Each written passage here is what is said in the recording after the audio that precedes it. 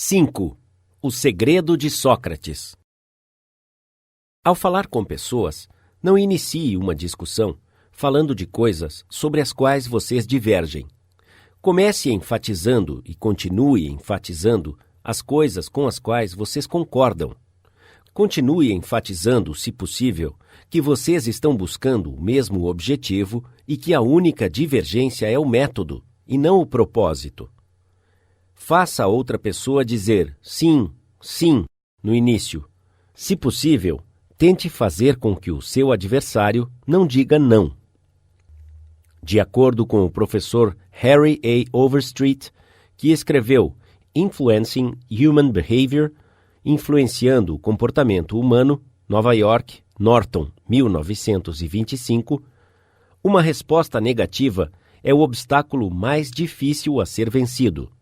Quando você diz não, todo o orgulho de sua personalidade exige que você permaneça consistente consigo mesmo. Mais tarde, você pode sentir que o não foi imprudente. Contudo, você precisa considerar o seu orgulho tão precioso. Uma vez que dizemos algo, sentimos que devemos defendê-lo.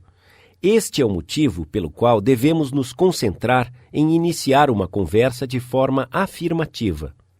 O orador hábil consegue, desde o início, várias respostas afirmativas. Isso estabelece o processo psicológico dos ouvintes, movendo-se na direção afirmativa. É como o movimento de uma bola de bilhar. Ela é impelida numa direção, e alguma força é necessária para desviá-la, e muito mais força para enviá-la na direção oposta. Os padrões psicológicos aqui são muito claros. Quando uma pessoa diz não e está falando sério, ela está fazendo mais do que dizendo uma palavra de 3 letras.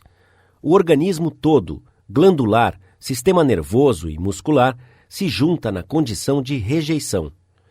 Há geralmente, num grau minúsculo, mas às vezes observável, uma retirada física, ou uma prontidão para a retirada. Todo o sistema neuromuscular, para resumir, está de prontidão contra a aceitação. Quando, ao contrário, a pessoa diz sim, nenhuma das atividades de retirada acontece. O organismo está avançando, aceitando, numa atitude aberta. Portanto, se conseguirmos o maior número possível de sim desde o início, será mais provável que nós teremos capturado a atenção para a nossa proposta final. É uma técnica muito simples, esta resposta afirmativa. E ainda, como é ignorada? Geralmente, parece que as pessoas têm um senso de autoimportância antagonizando as outras desde o início. Se um aluno disser não desde o início, ou um cliente, filho, marido ou esposa, levará muita paciência dos anjos para transformar um não decisivo em uma resposta afirmativa. O uso desta técnica, sim, sim, fez com que James Eberson, que era caixa no Greenwich Savings Bank, na cidade de Nova York, retivesse um possível cliente que talvez de outra forma estaria perdido. Este homem chegou para abrir uma conta, disse o Sr. Eberson, e dei-lhe o nosso formulário de sempre para preencher. Algumas das perguntas ele respondeu prontamente, mas outras ele recusou-se completamente a responder.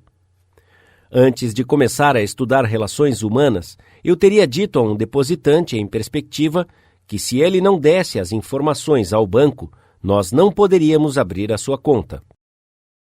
Eu tenho vergonha em admitir que já fui culpado de fazer exatamente isso no passado. Naturalmente, um ultimato como esse fazia com que me sentisse bem. Eu havia lhe mostrado quem era o chefe, que as normas e regulamentos não devem ser violados. Mas esse tipo de atitude certamente não dava um sentimento receptivo e de importância ao homem que havia entrado no banco para ser nosso cliente. Eu resolvi, nesta manhã, usar um pouco de senso comum.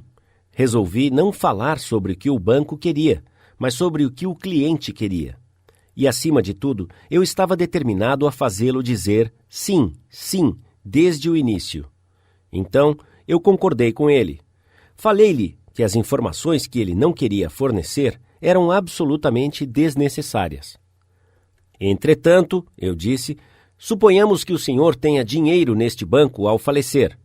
O senhor não gostaria que o banco transferisse o saldo ao seu beneficiário, que tem este direito de acordo com a lei? Sim, é claro, ele respondeu.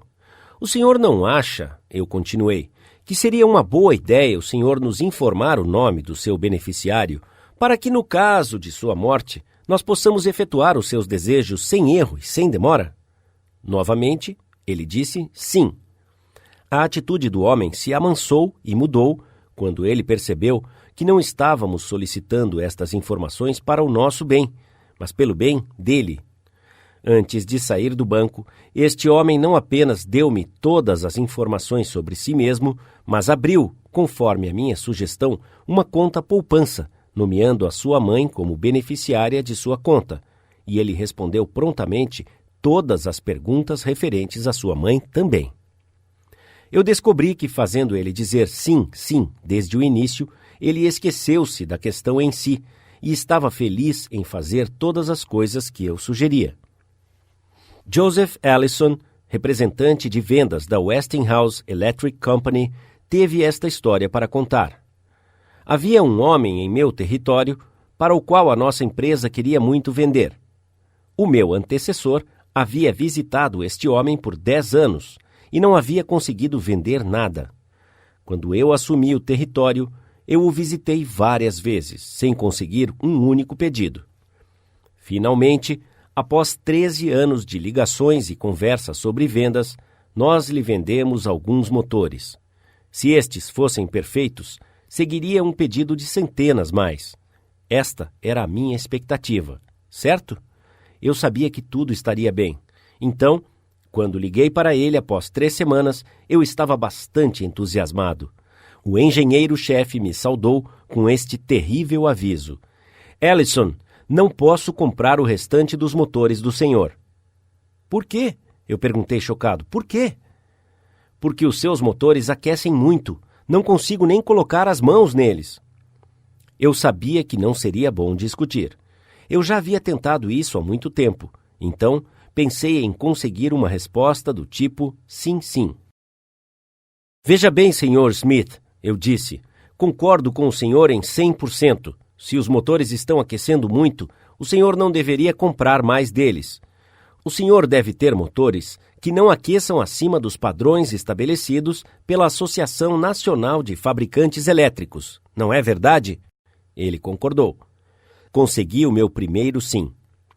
Os regulamentos da Associação de Fabricantes Elétricos dizem que um motor perfeitamente projetado pode ter uma temperatura de 72 graus Fahrenheit acima da temperatura ambiente.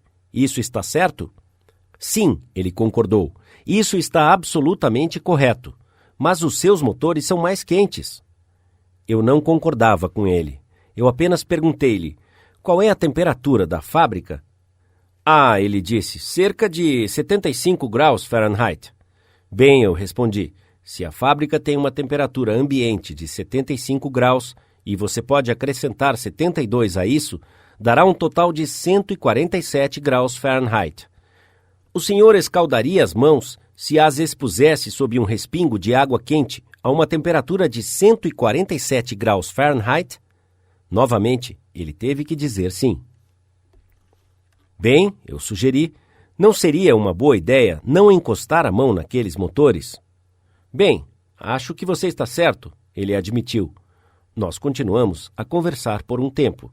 Então, ele chamou a sua secretária e fez um pedido de aproximadamente $35 mil para o mês seguinte.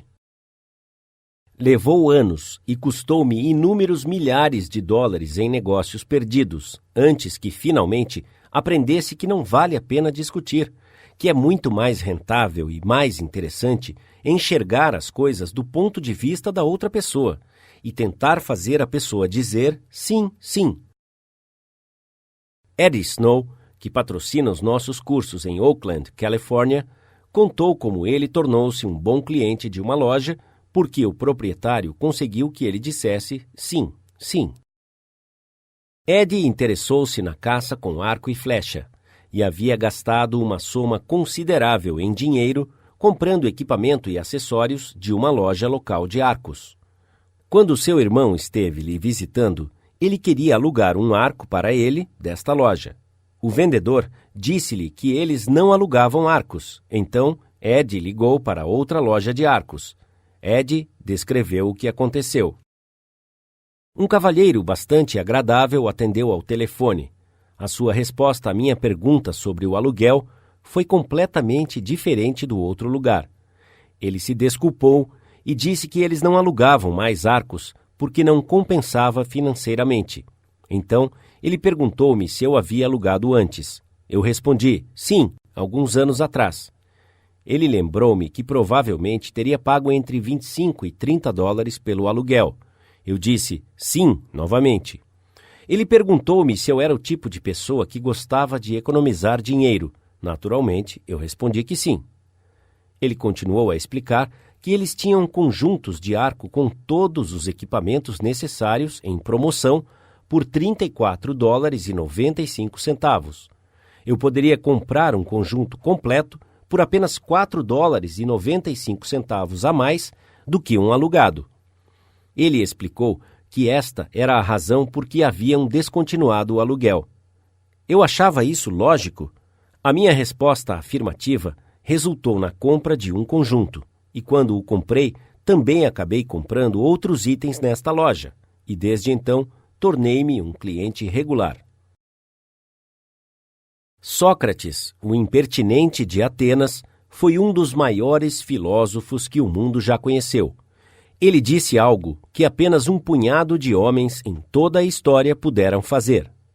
Ele claramente mudou todo o curso do pensamento humano.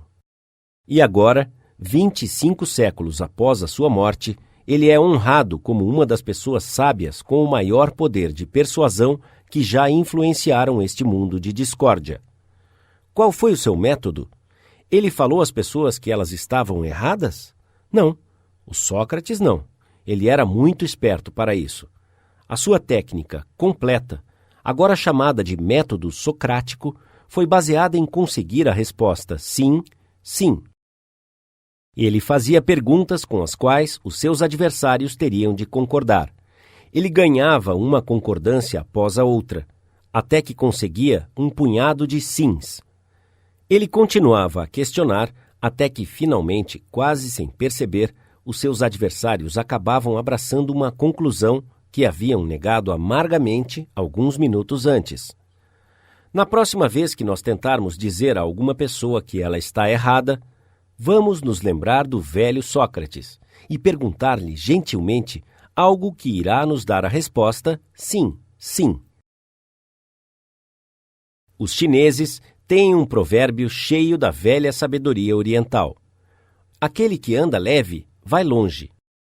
Os chineses, cheios de cultura, gastaram 5.000 anos estudando a natureza humana e obtiveram bastante perspicácia. Aquele que pisa leve vai longe. Princípio 5.